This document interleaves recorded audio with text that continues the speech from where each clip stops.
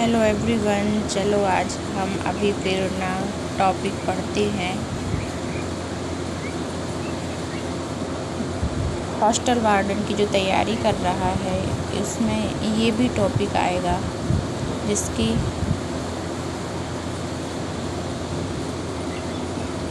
अभिप्रेरणा इसका असर किसी भी कार्य क्रिया को प्रेरित या प्रभावित करना। इसका अर्थ व्यवसाय के संदर्भ में उस प्रक्रिया से होता है जो अधीनस्थों को निर्धारित संगठित उद्देश्यों के पूर्ति के लिए एक वांछित रूप से कार्य करने के लिए प्रतिबद्ध करती है। अभिप्रेरणा के संदर्भ में चर्चा करते समय यह जरूरी है कि हम आपस में संबंधित शब्दों को समझें। उद्देश्य या लक्ष्य, अभिप्रेरणा तथा उत्प्रेरक। उद्देश्य यह उस आंतरिक स्थिति का परिचायक है जो व्यवहार को उत्कृष्ट एवं सक्रिय बनाता है तथा लक्ष्यों की प्राप्ति के लिए दिशा को निर्देशित करता है। उद्देश्य को मनुष्य की आवश्यकता की जननी माना जाता है, जिनकी पूर्ति हेतु मनुष्य निरंतर प्रयास करता रहता है। अभिप्रेरणा, मोटिवेशन, इसका आशय उस प्रक्रिया से है जिसके द्वारा वांछित लक्ष्यों की प्राप्ति के लिए अधीनस्थ अपने प्रबंधक के द्वारा प्रेरित किया जाता है। अभिप्रेरणा दरअसल लक्ष्य आधारित व्यवहार का उत्प्रेरण या ऊर्जाकरण है। यह आंतरिक या बाह्य दोनों प्रकार की हो सकती है। अभिप्रेरणा आंतरिक और बाह्य दोनों प्रकार का हो सकता है। अभिप्रेरक, मोटिवेटर, यह वह महत्वपूर्ण साधन या तकनीक है जिसके माध्यम से संगठन के कर्मचारियों को उत्साहित किया जाता है। इस संदर्भ में प्रबंधक विविध अभिप्रेरकों का उपयोग कर सकते हैं, यथा अतिरिक्त वेतन, पदोन्नति, बोनस एवं सुरक्षा इत्यादि। अभिप्रेरणा की विशेषताएं। अभिप्रेरणा एक अभ्यांतरिक अनुभव है। इसे हम मनुष्य की आंतरिक अनुभूति या अनुभव कह सकते हैं। सरल शब्दों में यदि कहें तो मनुष्य की कुछ आवश्यकताएं होती हैं, आंतरिक प्रकृति की होती हैं। आवेग प्रकृति, इच्छाएं, आकांक्षाएं, प्रयास, ये मनुष्य के व्यवहार को गहनतापूर्वक प्रभावित करते हैं। अभिप्रेरणा एक लक्ष्य आधारित व्यवहार है। इसे एक लक्ष्य आधारित व्यवहार माना गया है। उदाहरण के लिए कार्यवाहकों की प्रशंसा अधिकारियों द्वारा इसलिए की जाती है ताकि वे निष्पादन में सुधार लाएं। अभिप्रेरणा मौद्रिक एवं अमौद्रिक विधि भी हो सकती है। अभिप्रेरणा मौद्रिक एवं अमौद्रिक दोनों प्रकार की होती है। जहां मौद्रिक स्वरूप में कर्मचारियों को बोनस, वेतन वृद्धि जैसी सौगातों से अभिप्रेरित कर उनकी कार्यकुशलता में वृद्धि की जा सकती है, वहीं अमौद्रिक विधि के अंतर्गत कर्मचारियों की प्रशंसा, पदोन्नति, सम्मान इत्यादि माध्यम से उन्हें बेहतर ढंग से कार्य करने हेतु अभिप्रेरित किया जा सकता। कार्यक्षमता में वृद्धि करना। चौथा पॉइंट, अभिप्रेरणा का चौथा पॉइंट है कार्यक्षमता में वृद्धि करना। कर्मचारियों की कार्यक्षमता में वृद्धि होने के साथ इसके माध्यम से उनकी कार्य गुणवत्ता में भी उल्लेखनीय वृद्धि होती है। सतत प्रक्रिया, इसे एक निरंतर चलने वाली सतत प्रक्रिया माना गया है। अभिप्रेरणा का पांचवा पॉइंट है सतत प्रक्रिया। इसे निरंतर चलने वाली प्रक्रिया माना गया है जो एक कार्य की समाप्ति के पश्चात दूसरे लक्ष्य की प्राप्ति हेतु सक्रिय हो जाती है। यह संगठन एक कर्मचारी दोनों के हितों को साधनों में अहम भूमिका निभाती है।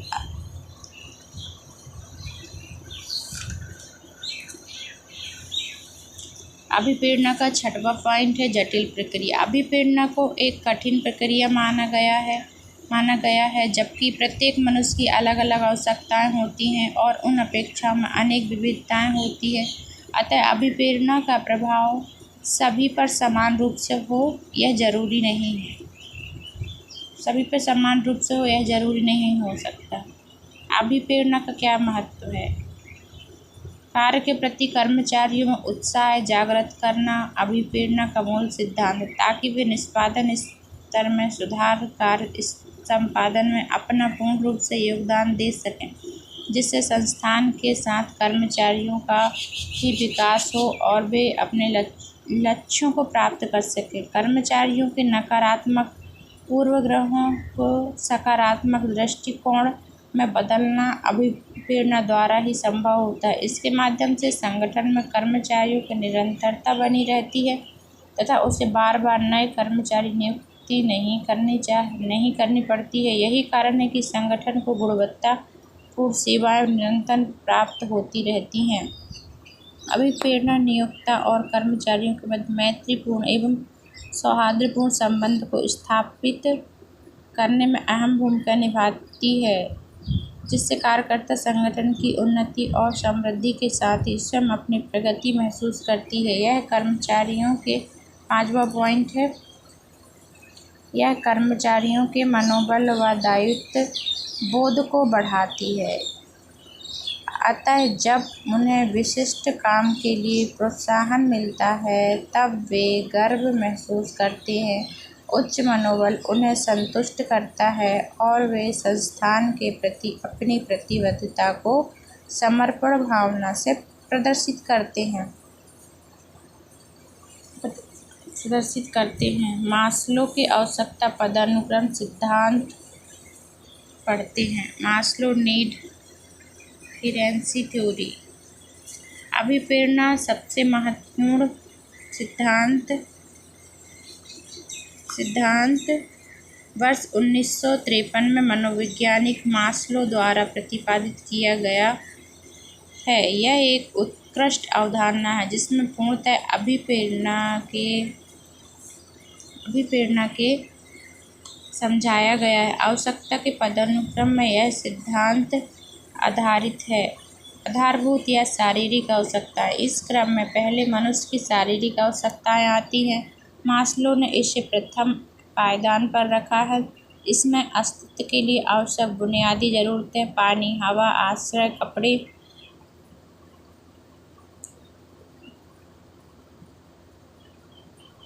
नींद और काम को किया गया है। ये वे आवश्यकताएं हैं जो बेहद और नियमित रूप से पूरी की जानी चाहिए। कार्यवाहक को प्रेरित करने के लिए मूल वेतन प्रोत्साहन प्रदान किया जाना नितांत आवश्यक होता है। मास्लो की सेकंड आवश्यकता सुरक्षा आवश्यकता। बुनियादी जरूरतों की पूर्ति के एक कर्मचारी को अपनी नौकरी के विषय में सुरक्षा चिंता रहती है, अतः वह निश्चित करना चाहता है अपने कार्यालय में वह सुरक्षित है या नहीं, ताकि वह सुखद भविष्य का निर्धारण कर सके। उदाहरण के पद की सुरक्षा संबंधी आय स्रोतों की नियमितता इत्यादि। अभिप्रेरणा का तीसरा पॉइंट है संबद्धता, अपनापन, आवश्यकताएं। जब व्यक्ति बुनियादी और सुरक्षा संबंधी आवश्यकता पूर्ण हो जाती हैं तब वह अपनी संबद्धता आवश्यकताओं को पूरा करने का प्रयास करता है। अपनापन, दोस्ती, त्याग, स्नेह स्वीकार करता है। मास्लो के आवश्यकता के सिद्धांत 5 हैं। फर्स्ट है आधारभूत शारीरिक आवश्यकताएं, सुरक्षा आवश्यकताएं, संबंध आवश्यक, प्रतिष्ठा, मान सम्मान, संगठन उदाहरण। चौथा पॉइंट है मास्लो का प्रतिष्ठा, मान सम्मान, संबंधित आवश्यकताएं। पहचान स्वयं और दूसरों को सम्मान देने की आकांक्षा से संबंधित है। इसमें 2 प्रकार की जरूरतें शामिल की गई हैं। प्रथम आत्मसम्मान, द्वितीय दूसरों के सम्मान की आवश्यकता।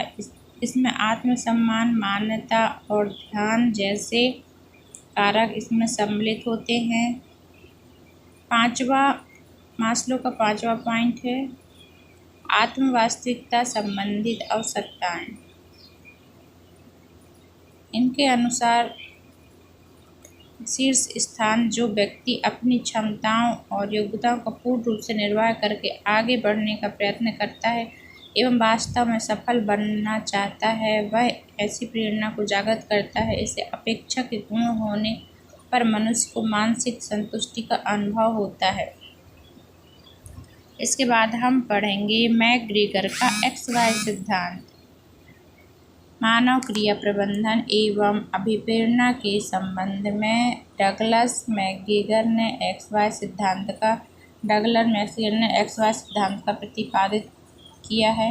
मैकग्रेगर के अनुसार इन दोनों सिद्धांतों को प्रबंधकों द्वारा मानव संसाधन प्रबंध, संगठन, व्यवहार, संगठन संप्रेषण आदि मामलों में उपयोग में लाया जा सकता है। मैकग्रेगर ने XY सिद्धांत में कार्य के निम्न 2 वर्ग बताए हैं। X सिद्धांत के अनुसार मैकग्रेगर की अवधारणा है कि लोगों को वास्तव में काम करना पसंद नहीं होता है। X सिद्धांत कहता है कि लोगों को काम करना पसंद नहीं होता है, अतः वे पूरे मन चित्त से कार्य नहीं करते हैं। ये प्रायः कार्य को नज़रअंदाज करते हैं एवं जिम्मेदारी लेने से कतराते हैं। इसलिए नकारात्मक अवधारणा भी कहा जाता है। X अवधारणा वाला प्रबंधक दरअसल अभिप्रेरणा के लिए पुरस्कार या दंड के विकल्प का उपयोग करता है। इसके निम्न 2 दृष्टिकोण हैं। कोमल दृष्टिकोण, इसमें प्रबंधक उदारता पूर्वक एवं कम सख्त नजरिए से कार्य करवाता है ताकि कार्यस्थल पर स्वस्थ एवं सहयोगपूर्ण वातावरण बने रहे। कठोर दृष्टिकोण, इसमें प्रबंधक सख्त होता है एवं कर्मचारियों पर कड़ी निगरानी रखता है तथा लापरवाही या गलती होने की स्थिति में तुरंत दंड देता है। Y सिद्धांत के अनुसार मैकग्रेगर की अवधारणा, कर्मचारी अपने कार्य से आंतरिक रूप से प्रसन्न व संतुष्ट रहते हैं एवं आत्मप्रेरित करते हैं। उन्हें कार्य में कुशलता के लिए किसी बाह्य अभिप्रेरक तत्व की आवश्यकता नहीं होती है। ऐसे कर्मचारी फर्म की महत्वपूर्ण संपत्ति होती है। Y सिद्धांत के अनुसार प्रबंधकों को कर्मचारी पर कड़ी निगरानी रखने की कोई ज़रूरत नहीं होती है क्योंकि वे स्वतंत्र वातावरण में रहकर बेहतर कार्य कर सकते हैं। X सिद्धांत, Y सिद्धांत। हज़बर्ग का द्विघटकी सिद्धांत।